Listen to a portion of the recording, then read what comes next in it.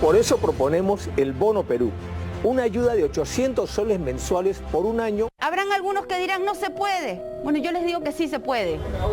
Pareciera que la pandemia no estuviese esquilmando nuestras arcas públicas. Prácticamente todos quienes aspiran a gobernarnos ofrecen una lluvia de millones. Crearemos un fondo de $1.000 millones. Todos tenemos igualdad de oportunidades. Y consecuentemente no se puede exigir el pago de los tributos en esa situación. Vamos a ampliar la base tributaria. La entrega de 2 bonos universales nacionales en agosto y en septiembre, 2 millones de puestos de trabajo. Lo que preocupa, como siempre, pero la idea es que no nos pase lo de siempre, es que prácticamente, salvo algunos matices, ninguno de los candidatos explica cómo ampliar la llamada base tributaria. Es decir, cómo propiciar que la mayor cantidad de peruanos y peruanas posible ejerza ciudadanía y cumpla con pagar sus impuestos y así generar los recursos necesarios para cumplir con las promesas. Mi preocupación general es que hay muchas propuestas declarativas que generarían iniciativas de gasto pues impagables y no veo en realidad una estrategia clara de generación de ingresos permanentes, ¿no? Parece una feria, ¿no? Parece Navidad a veces. No que quién da más. Y lamentablemente muchas de las propuestas dichas durante la campaña o en el plan de gobierno no están respaldadas en criterios técnicos que te permitan pagar. Todos tenían una posición muy tímida respecto a ampliar la base tributaria y la captación de impuestos. Entonces es como que tengo vergüenza de cobrar algo que tengo que cobrar. El pequeño, el micro no tiene responsabilidad y la tenemos. Y tiene que ser demandada por el Estado. Y a mí me da pena que los candidatos y las candidatas presidenciales no puedan decir, oye, tú para ejercer tu ciudadanía económica plenamente tienes que tributar. IGB, ISC, aranceles, renta, arbitrios, prediales. Hay que tomar en cuenta que la presión tributaria, es decir, el porcentaje del PBI generado por el pago de impuestos, desde las grandes empresas hasta las personas de a pie, es una de las más bajas de la región y del mundo, lejos del promedio vecinal y a un abismo de distancia del promedio de la OCDE, que es 14,2 el 2019, antes de la pandemia, frente al 34% promedio del mundo desarrollado. Eso significa que, digamos, de 100 soles que se producen en la economía nacional, el Estado tiene a su disposición más o menos 14, de repente un poquito más. Y eso impide que se paguen, que se destine más presupuesto a salud, educación, infraestructura, etcétera. Nuevamente volviendo a los planes de gobierno, son varios, no es uno, los que promueven, por ejemplo, 6% del PBI para la educación, 10% del PBI, 6% para salud, ¿no? Entonces, si antes de la pandemia, digamos, sin el shock, más o menos teníamos 14% del PBI en recaudación, estaríamos hablando solamente, digamos, 10% para educación y 6% para salud, sobrepasaría esa recaudación y no tendríamos dinero para nada más. O sea, así de crudo. Sí, o sea, así de irreal lo que se propone también, ¿no? Ok, estamos recaudando plata, pero ¿para qué? ¿No? ¿La estamos gastando bien o no la estamos gastando bien? ¿No? Y ese no es un punto menor, ¿no? Porque ahí aparece el problema de la corrupción, aparece el problema de la falta de eficiencia. Todos estos gobernantes corruptos y perversos. Ya que durante sus intervenciones en público los candidatos ofrecen mucho pero sustentan poco, a continuación un par de propuestas que no necesitan mayores consensos para llevarlas a cabo. La primera es rescatar el pago de los arbitrios y prediales a cargo de los municipios de todo el país. En la actualidad hay muchos distritos que pasan el 50% de morosidad, pero para ello se tiene que hacer un catastro, tomando en cuenta que cerca del 70% de las construcciones peruanas es informal. Si no tengo los catastros, no tengo los registros, todo bien saneado, pues desde el lado de la oferta es difícil cobrar esos impuestos, más allá de la voluntad del ciudadano.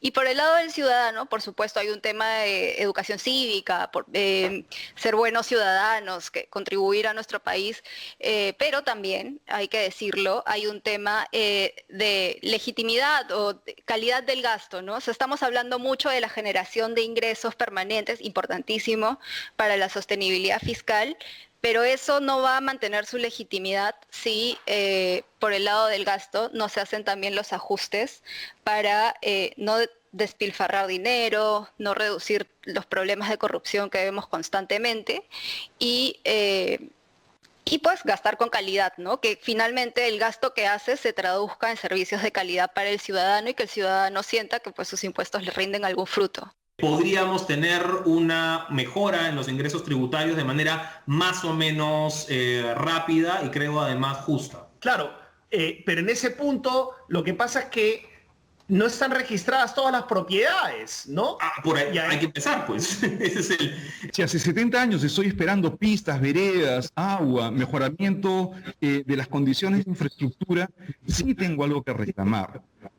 Si es que nosotros hacemos que SUNAT y municipios trabajen juntos, que el Ministerio de Economía trabaje juntos, vamos a lograr que el dinero se use y se recaude.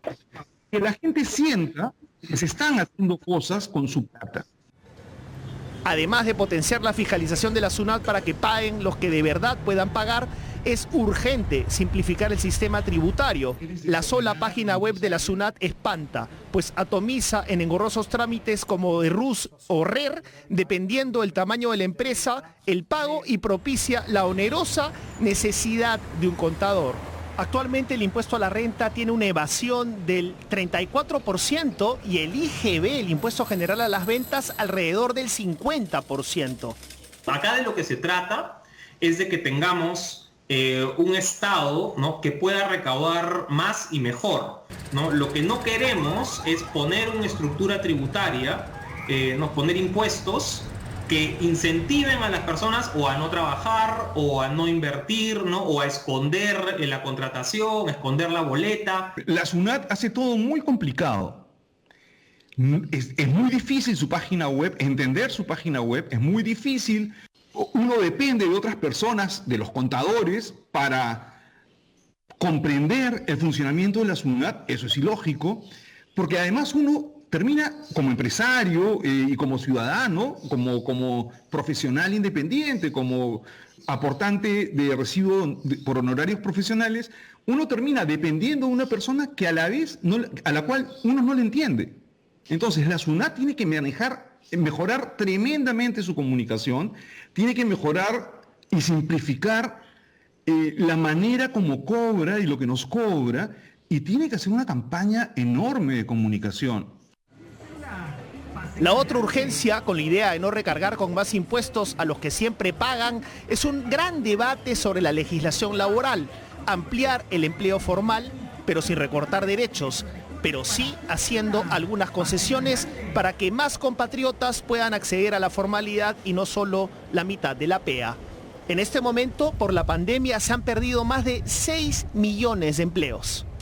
Y aquí es muy difícil el debate, es un debate espinoso y necesariamente por los dos lados de la conversación va a tener que haber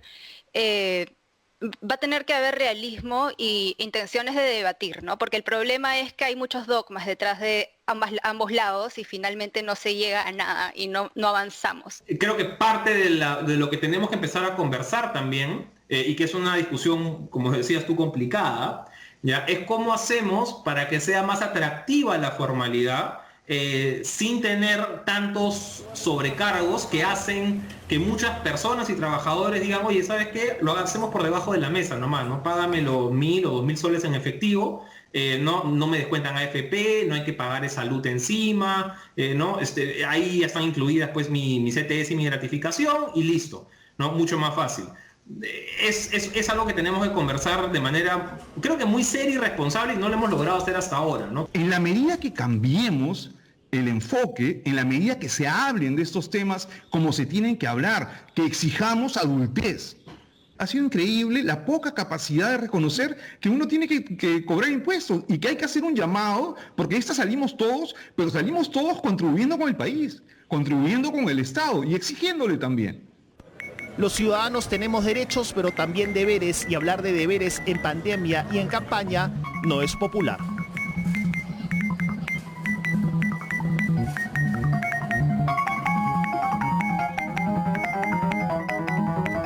Como bien dice René Gastelumendi, puede ser no popular, pero es necesario tocar estos temas. Y cualquiera sea la vía que se escoja, lo importante es que la maquinaria productiva no se detenga y la cadena de pagos no se corte.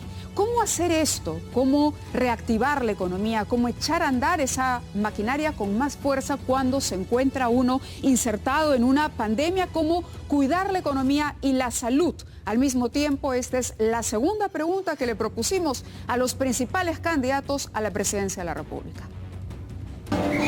Unos 6 millones de empleos perdidos según el INEI.